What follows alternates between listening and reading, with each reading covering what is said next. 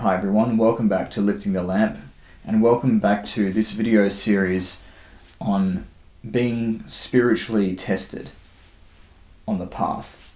I highly recommend that if you haven't watched my previous two videos on this topic already, you go back and watch those. I will leave links in the description below.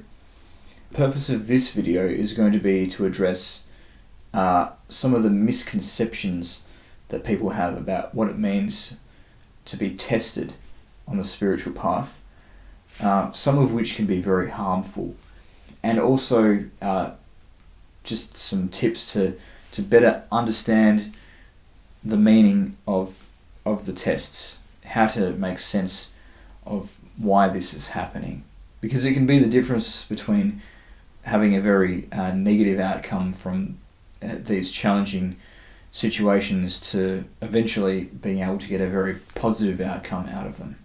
As I've said in my previous videos on this topic, once we sincerely begin to commit to transforming ourselves, to being more virtuous, to living with more consciousness, we find that suddenly the world seems to mysteriously notice this, and more situations seem to arise than ever before, which have the potential to undermine this newfound state of spirituality and awareness that we're seeking to establish in ourselves. And this is what is referred to as the tests or the trials of the spiritual path, which really are just everyday situations. But the thing that makes them a test is our response to them, and how that is different to how we would have responded before when we only identified with the ego. But this idea of being tested, it goes back to the stories of the Bible, both the Old Testament and the New. But what that brings with it is, as people are trying to understand what it means to be tested, they get these really weird ideas about what that means, which really do more harm than good. So I want to address some of those now. One thing that people can do when they're going through spiritual tests, which I think is potentially quite dangerous, is that they personalize it. What I mean by that is they take this view that it is somebody testing them, whether that's God or some kind of hidden council of masters in the astral plane, or some kind of spiritual supernatural entity that acts as like a lord or a judge of karma. I don't want to have a debate or a discussion about whether or not such entities exist, but I do want to look at how useful is it to understand being spiritually tested as a situation that has been sent by a person such as this.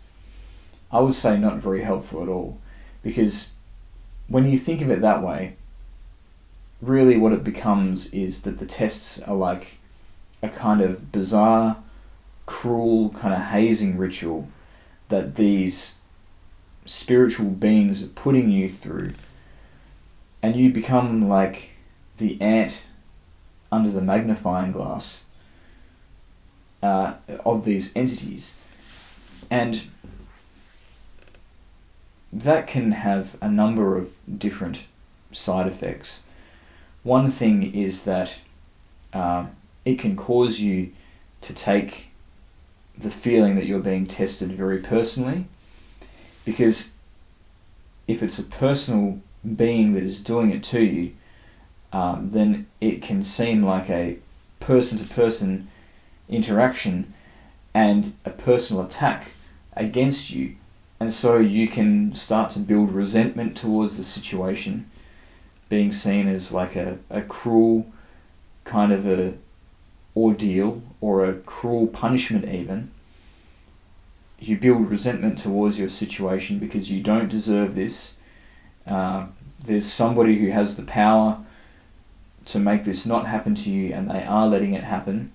And you build resentment towards these beings who may or may not even exist. They may simply be a figment of your imagination, a way of you trying to rationalize the sense that there is some higher order to existence at play in your life towards spiritual ends. So all of those things become additional obstructions on the path. You're trying to work through all of the negative baggage that has crystallized into your ego over the years, and now you've got an extra resentment that you have to work on. You've got an extra sense of being treated unfairly that you have to work on. And so that really just sets you back. So don't think of it as, being put on trial or put on probation by some kind of supernatural entity. It's just a part of life. As I said in my previous videos on this, we live in a world that's full of suffering. And no matter how easy your life is, there's going to be situations that challenge you eventually. That's just life. That's just, and when you encounter them, there's going to be some level of discomfort that you experience. That's just cause and effect. That's the better way to understand the tests. It's just a consequence of life, but it's a consequence in particular of choosing to live consciously. It means that there's more work to do, and there's more of a challenge in the way that you live your life. Another really unhelpful attitude that people can sometimes have towards the idea of going through spiritual tests, and sometimes can even be encouraged to have by people who claim to be spiritual teachers, is to actually celebrate the pain and suffering that you can expect from going through certain tests. This kind of masochism, which again, in the Western world probably has something to do with the types of religion that were mainstream for the past 2,000 years. We have this love of suffering, like we think that it is good to suffer. It's so wrong. It's life denying, and it is celebrating harm. Not good and not conducive to the spiritual path. But there'll be people who tell you that the correct attitude to have when you're going through a time of spiritual testing is to welcome the suffering, is to embrace these uncomfortable situations that you're in. Be grateful that your life is falling apart. This is, well, it's certainly not healthy for you to internalize that in yourself when you're facing difficult situations. But it's also incredibly harmful when somebody who you look to as a spiritual teacher tells you that that's how you should be feeling about difficult testing situations in life. Also, if you've got a teacher who's telling you that you should be grateful for situations of suffering and not complain about them, it could be a sign that they're trying to gaslight you. So that's a red flag. In modern spirituality, there's a lot of toxic positivity that goes on. Like, you're not allowed to ever complain about anything. You're not allowed to ever have negative feelings about anything.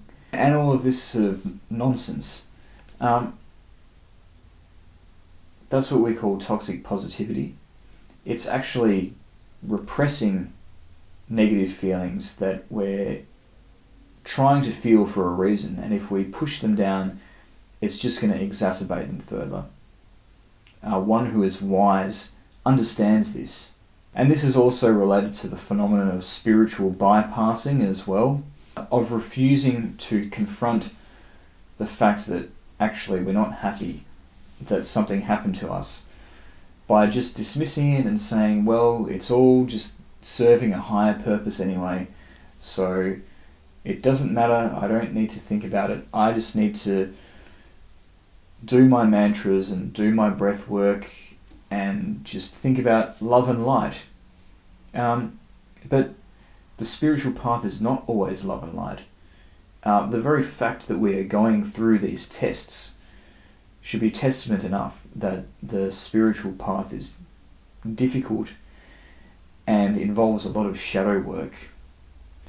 And part of that is accepting that, at least in the initial phases of the work, a period which can last many years, we are going to complain about things.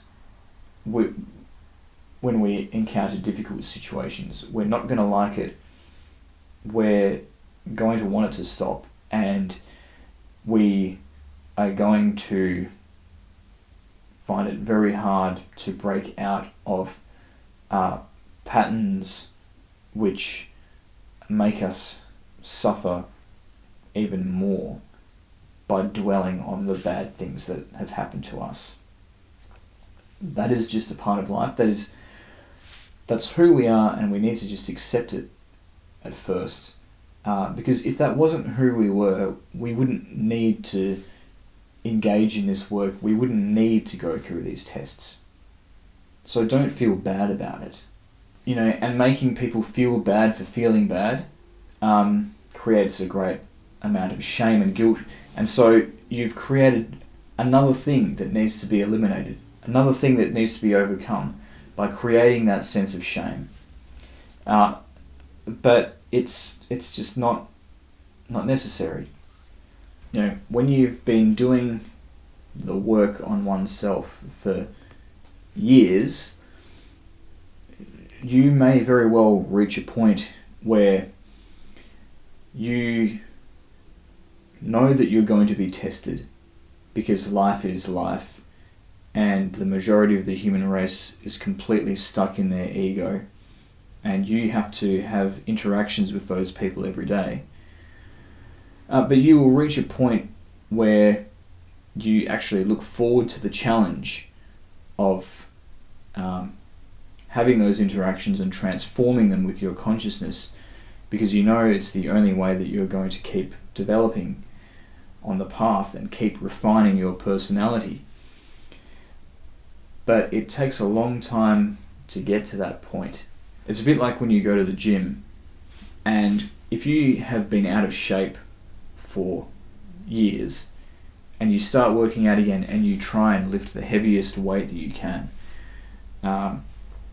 it's going to be unbearable, and you're probably going to injure yourself. It's not going to be a lot of fun. If you've been lifting weights for many years, you can have a much better chance of lifting that because you've built those muscles up, and you will feel the strain of it. You will feel the exertion of lifting that. But you have reached a point where you enjoy the challenge, and you enjoy that feeling of discomfort because you know how to push through it, and you know how to take it, how to bear that. But a personal trainer who treats the person who's not worked out for years the same as that person who's been going to the gym for a long time, and saying, well, you should be happy that you're lifting this big weight. I don't know why you are pulling a muscle and injuring yourself. That obviously is the wrong approach, and if I had a personal trainer who did that, they wouldn't be my personal trainer for very long. So you should apply the same kind of discernment when you're dealing with spiritual teachers. Because in the beginning, we won't enjoy the tests. We will, again, wonder why this is happening to us. We'll gnash our teeth, we'll scream at the sky, why are you doing this to me? It's so unfair. That's normal. And in fact, it's better if you respond in that way to the early tests that you have than if you just put up with them. Because at least if you have a spirit of resistance or defiance to the fact that something is being taken away from you, or you're being obstructed or challenged in some way, it shows that there is a spirit of willfulness in you that is not content with unfavorable circumstances and wants circumstances to change and is willing to change them. Because ultimately you can use that same spirit, that same attitude for the work on oneself for spiritual development. Because the ultimate unfavorable circumstance is to inhabit the world of Maya, of illusion, of samsara. And the ultimate liberation from that is to become conscious, become identified with our spiritual nature, and be able to overcome all that stuff that we have inherited from our worldly existence. One thing I spoke about in my very first video on the tests was kind of contrasting the test in the sense of testing gold, that is refining and purifying it, versus test in the sense of an exam that you pass or fail, and how the latter is not an accurate representation of how we are tested on the spiritual path. And I want to go back to this again because another reason why it doesn't make sense to apply the pass-fail paradigm to testing on the spiritual path is because if you do that, you're setting up an unachievable standard of behavior, and by that standard you will always fail. And at least, in the beginning, even the first few years of this kind of work. And if you're always failing, if you just can't achieve that goal, can't get close to it, can't get a win, you will very quickly become disheartened and abandon the work completely. So another reason why you shouldn't think of going through the tests as pass or fail. As I've said, in the beginning, you will respond to situations in the old way. You'll have to go through the same kind of scenario many times and observe it, reflect on it, bring those learnings to the next time that you go through the same situation. And you'll have to do that again and again for a long time until eventually a new kind of attitude, a new way of being, of interacting with that circumstance emerges. But it's a long, gradual process, and there will be temporary setbacks. There will be times when you relapse into old, bad behavior, but you will continue over the long term, the general trend, in a direction of improvement. And if you're a different person, a more virtuous person, a more self-controlled person, a more conscious person than you were a year ago or 5 years ago, then you've already passed the tests. So in that case, you're doing great, and keep going. And then eventually you'll reach a point where it's like you're a completely different person and you have a control over your life that you didn't have before. And the divine will be able to shine through you. Your divine nature will be able to express itself through you much more clearly. It'll be like light shining through a pane of glass, and that is the best kind of life to live. So best of luck on your journey. If you do find yourself being tested in the way that I've described, fear not. And hopefully the videos that I've made on this topic will help you to navigate that more easily and help you to avoid some of the misconceptions that can set you back on this path. So I hope you enjoyed that. If you did, please show your support by liking this video and subscribing to my channel to support my work. There's not enough of content like this on platforms such as YouTube. Thanks again for listening, and I'll see you next time.